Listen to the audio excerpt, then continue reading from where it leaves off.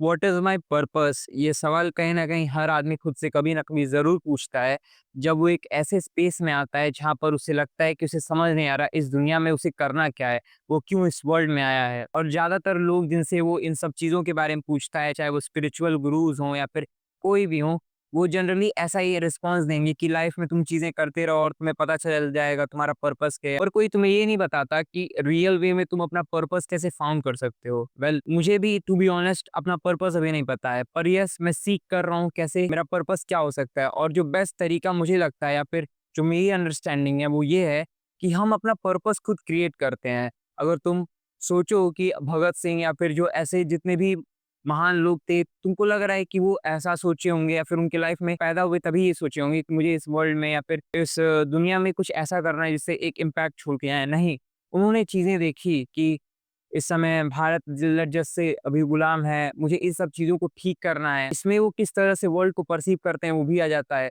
इन सारी चीज़ों को देखने के बाद उनको कहीं न कहीं ये लगा होगा कि हाँ, मैं एक ऐसा इम्पैक्ट क्रिएट कर सकता हूँ जो मेबी मेरे अगल-बगल वाले लोग नहीं कर सकते, क्योंकि वो डरते हैं। उन्हें लगा इस वर्ल्ड के लिए सबसे इम्पोर्टेंट इस समय यही है कि कहीं न कहीं जो मेरा देश है भारत है वो आज़ाद हो जाए।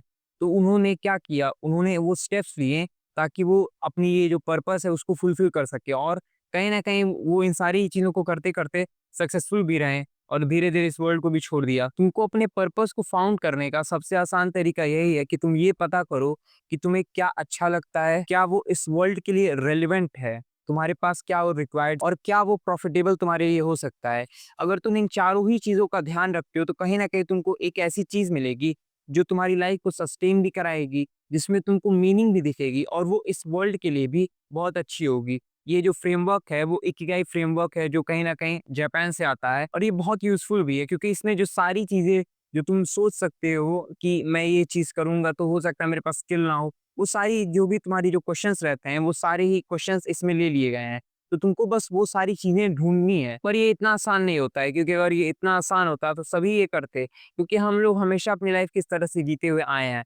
हम लोग स्कूल जाते हैं, कॉलेज जाते हैं तो हम लोगों को बस ये बताया जाता है कि ये चीज़ें करो, तो हम वैसे ही वर्क करते हैं। बट इन रियल लाइफ़ जब तुम रियल लाइफ़ में एंटर करते हो 24-25 की एज में, तो तुम एक ऐसे अननोन वर्ल्ड में एंटर करते हो जहाँ पर तुम्हारे ऊपर कोई हुक्म देने के लिए नहीं है या फिर तुमको बताने के लिए नहीं है, ये पर्टिकुलर चीज़ें तुमको करनी है। तुम्हारे जॉब में हो सकता है बट इन योर लाइफ़ कोई नहीं बताने वाला कि तुमको क्या करना है या फिर क्या नहीं करना है।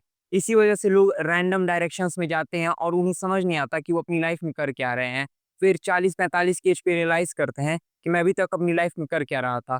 और कुछ ऐसे सेल्फ कॉन्शियस लोग होते हैं और इन्हीं में से कुछ ऐसे सेल्फ कॉन्शियस लोग होते हैं जिन्हें कहीं न कहीं ये समझ में आ जाता है कि ऐसे ही रैंडमली चीज़ें करने से कोई भी इम्प्रूवमेंट मेरी लाइफ़ में नहीं होने वाली है, या फिर मैं अपनी लाइफ़ में जो पर्पस या फिर जो भी फुलफिलमेंट मैं अचीव करना चाहता हूँ, जो सैटिस्फैक्शन मैं अचीव करना चाहता हूँ, वो मैं अचीव नहीं कर पाऊँगा। तो वो खुद से क्वेश्चंस पूछना स्टार्ट करते हैं। कहीं न कहीं उन्हीं का आंसर देते-देते उन्हें समझ में आ जाता है कि उन्हें अपनी लाइफ़ में करना क्या है। तो तुमको भी कहीं न कहीं इसी तरह से स्टार्ट करना होगा। तुमको खुद से पूछना पड़ेगा कि मुझे क्या चीज़ें पसंद हैं, मेरे पास कौन से रिक्वायर्ड स्किल्स हैं, इस वर्ल्ड के लिए मैं क्या कर सकता हूँ, ऐसी कौन-सी चीज़ें हैं जो मुझको इंटरनली इंट्रिग करती हैं इस वर्ल्ड को इम्प्रूव करने के लिए। तो तुम्हारी इंटरनल फीलिंग्स होंगी और ये तुम्हारे अंदर से डेवलप होंगी।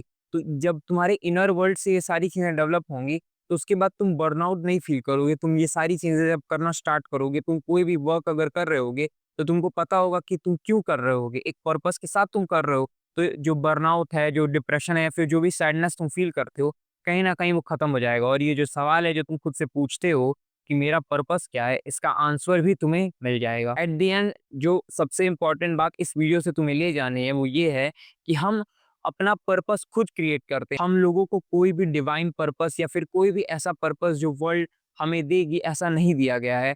हम लोगों को अपना पर्पस अपने सराउंडिंग को एनालाइज़ करके और अपनी लाइफ़ को एनालाइज़ करके कहीं न कहीं खुद फाइंड करना पड़ेगा। हो सकता है कुछ ऐसे बहुत लकी लोग हों जिनको बचपन से चीज़ें पता हो, उनको पता हो कि उनको अपनी लाइफ़ में करना क्या है। बट माय फ्रेंड, मैं खुद वो लकी वन नहीं हूँ और मे बी तुम भी वो लकी वन नहीं हो। तुम्हें नहीं पता है कि तुम्हारे लाइफ में तुमको क्या करना है।